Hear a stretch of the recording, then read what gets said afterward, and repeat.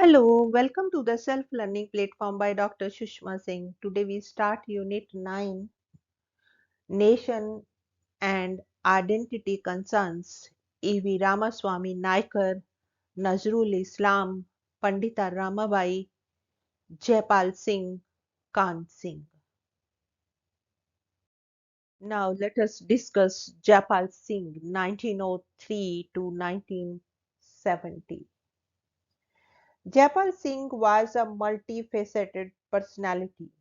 As a distinguished parliamentarian, a champion sportsman and educationist, a powerful orator, and above all, the leader of the Adivasis. Jaipal alias Pramod Pahan was born at the Takra village of Khunti subdivision of the present-day Jharkhand.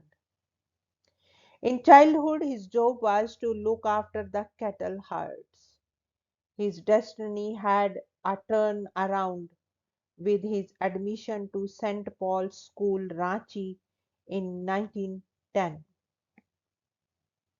Then Jaipal moved to England and graduated from St. John's College, Oxford, with honours in economics.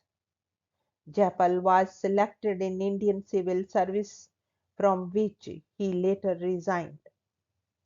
In 1928 Amsterdam Olympics, he captained the Indian hockey team, which won the gold medal.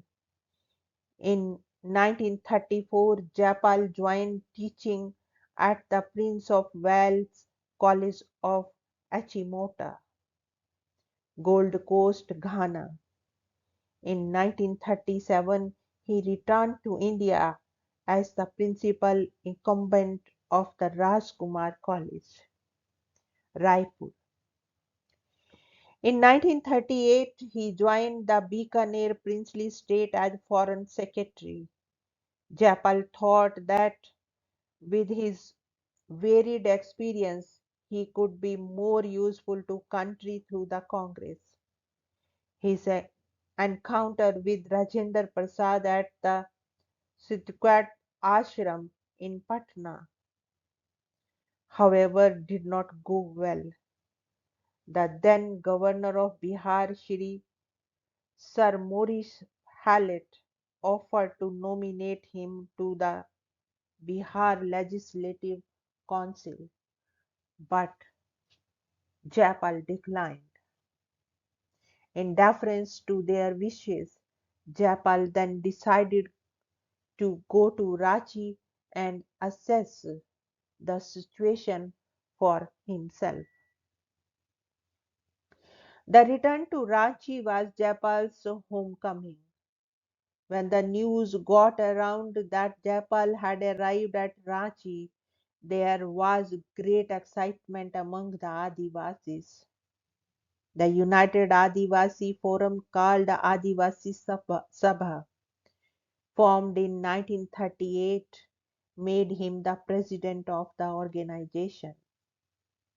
As many as 65,000 people gathered to listen to Jaipal's presidential speech on January 20, 1939. They came from all over, walked on foot for days together to have a glimpse of him, as they had done in the past for Birsa Munda, the legend. His oratory, simultaneously in English, Hindi, Sadhani, and Mundari, mesmerized men and women from all walks of life. The Adivasi movement stands primarily for the moral and material advancement of Chota Nagpur and Santhal Pargana.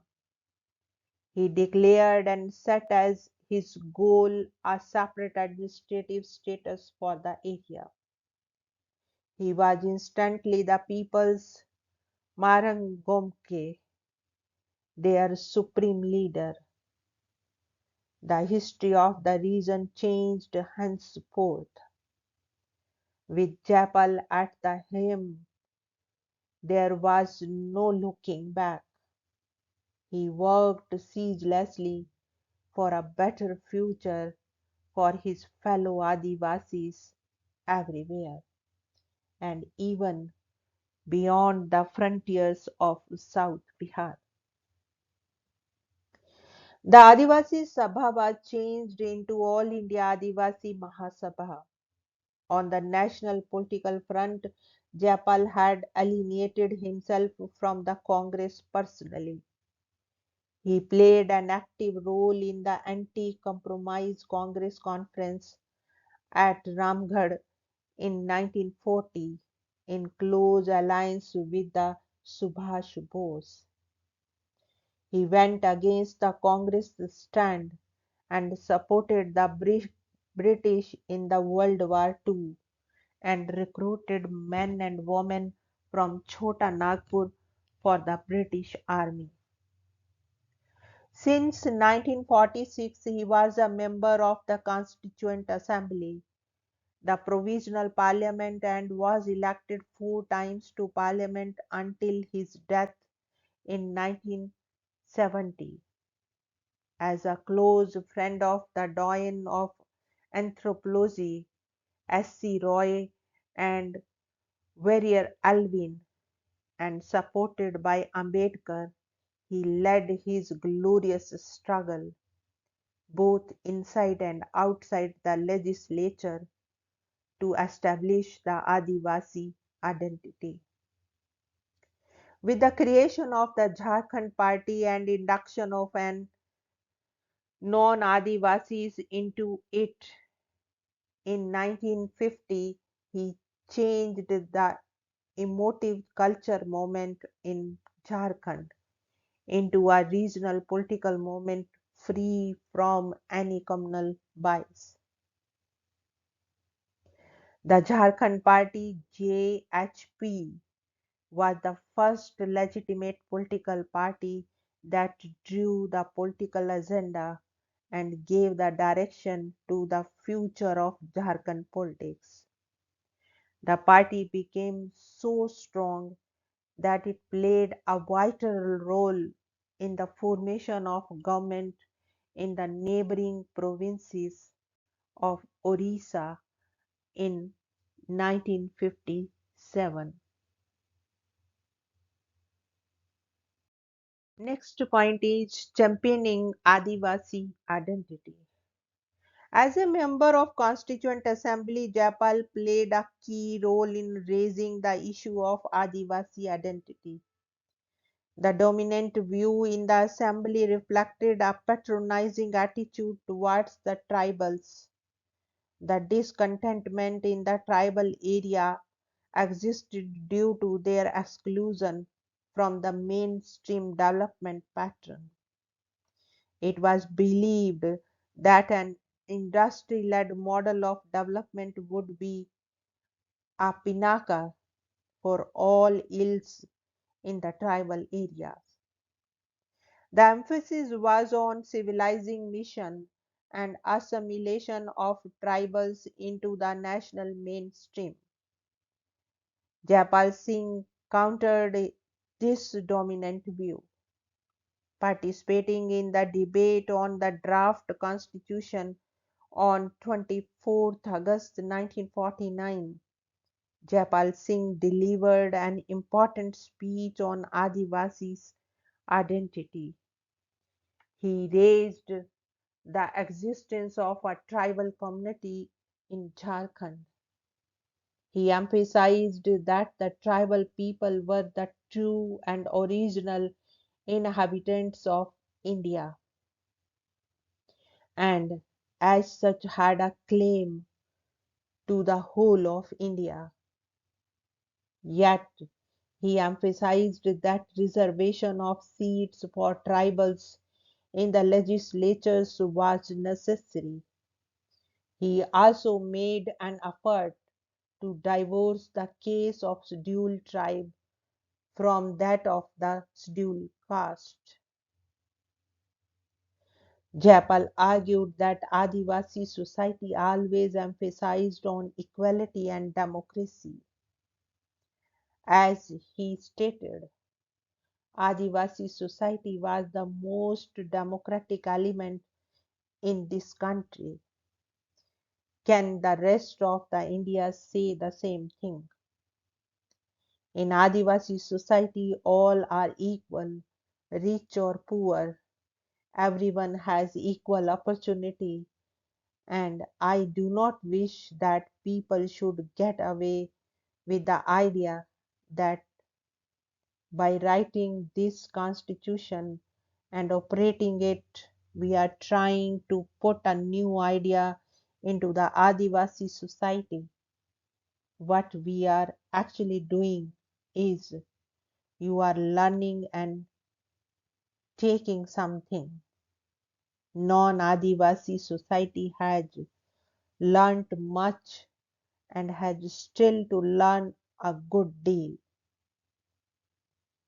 Adivasi are the most democratic people, and they will not let India get smaller or weaker. I would like the members not be so condescending. Asserting an Adivasi identity and advocating a key role for the community in the national politics, he observed.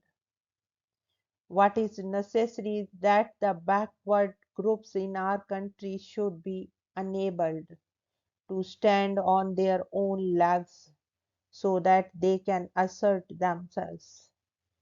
It is not the intention of this constitution, nor do I desire it, that the advanced community should be carrying my people in their arms for the rest of the eternity.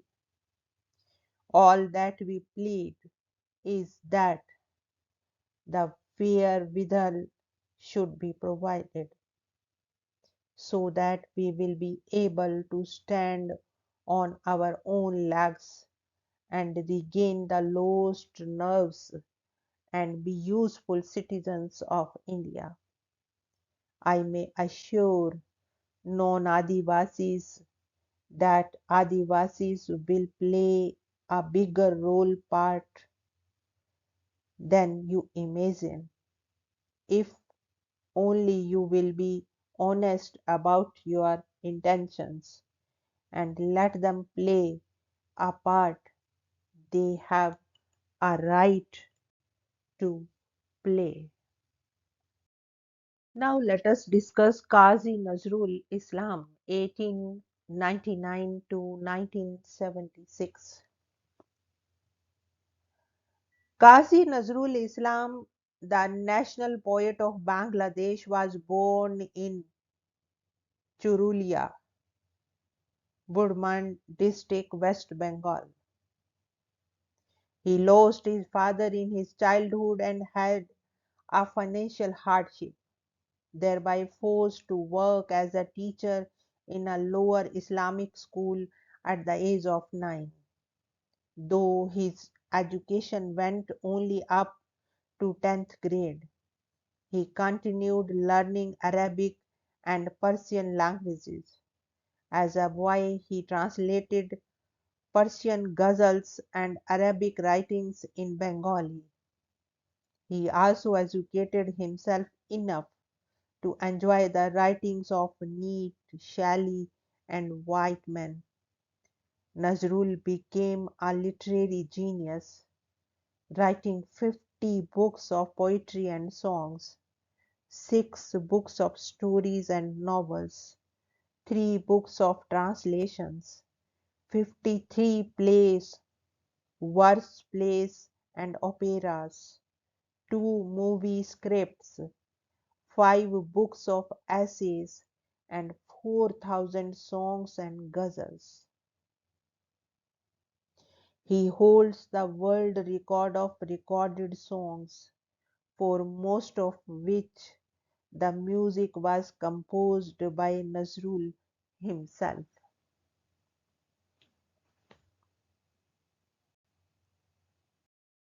Now discuss the rebel poet Bidrohi Kobi.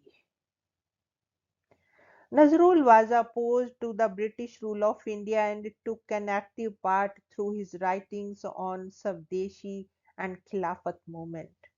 He had to undergo rigorous imprisonment for a year for his writing Anandmir Agamani, which appeared in Dhumketu. Rabindranath Tagore called Nazrul Dhumketu, the comet. For Mahatma Gandhi's Nazrul's poem was the song of the spinning wheel, and Nazrul was the ultimate spirit of the spinning wheel, and freedom reigned through his vein.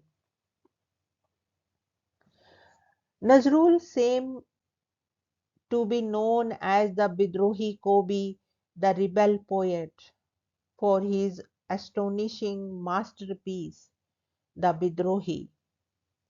This was a furious manifesto of self-conscience against immorality.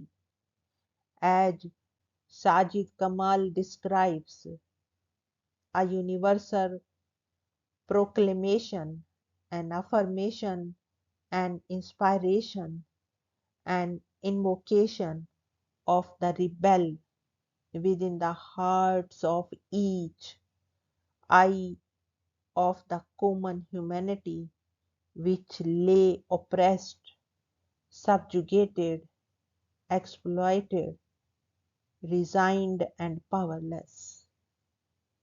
It is said that Nazrul would have been Nazrul even if he had not written anything else but the Bidrohi. Thus, Qazi Nazrul Islam refused to compromise with the unjust. The next topic is Hindu Muslim issue. In the context of the Hindu Muslim riots in Calcutta in 1926, quoting Rabindranath in Hindu Muslim, The Tale of Tales, he emphasized Gurudev's comment, "You see, one can serve the tale that is outside, but who can serve the tale that is inside?" To Nazrul, those who grow tails inside or outside became animals. Those tailed animals whose ferocity and cruelty is obvious through their homey display, and one does not have to be as much concerned about them.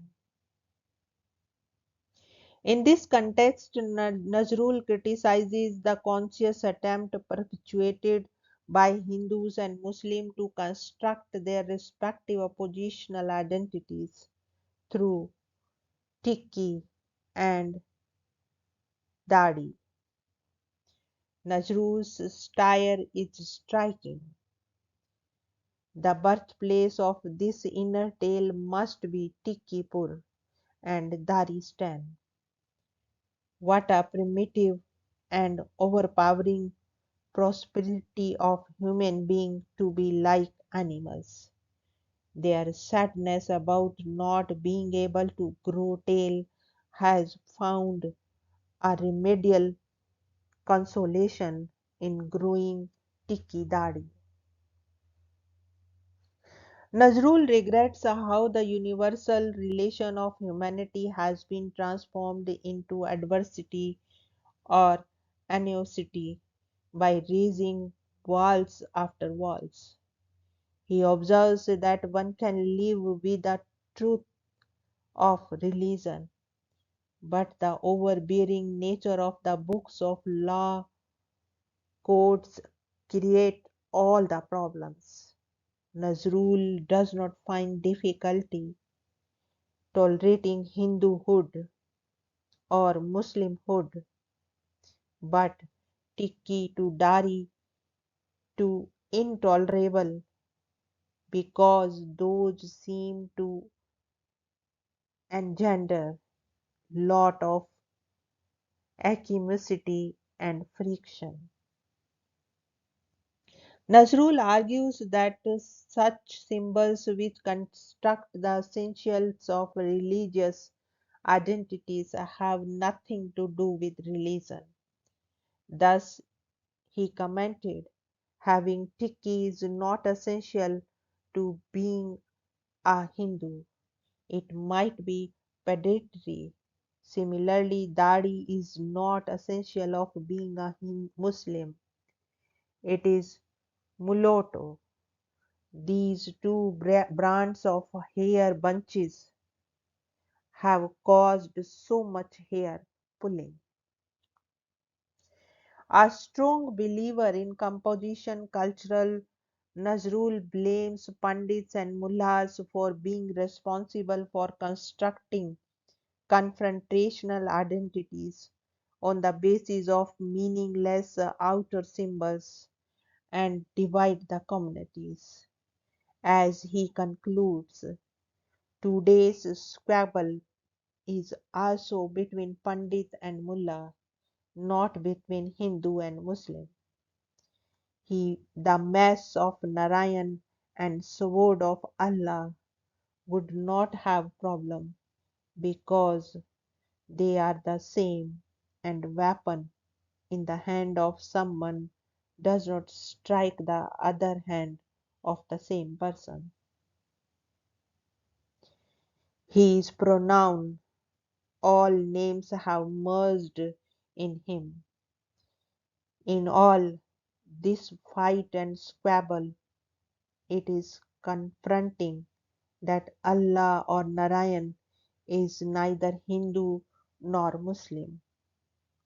He has no dari or tiki. Absolutely clean. I am so upset about this tiki dari because these seems to be reminder to human beings that I am different, you are different.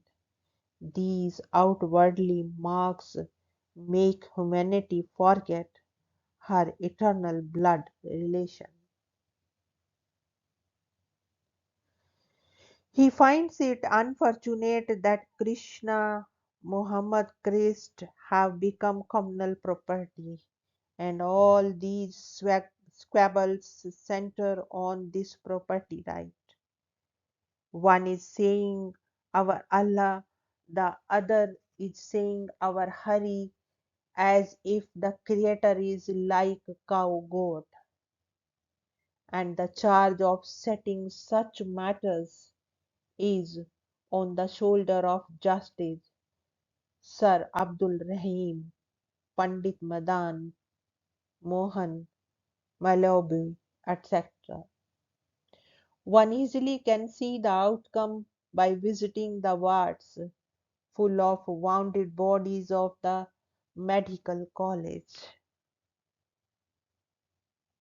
Now we want to wind up this lecture and thank you so much for your attention.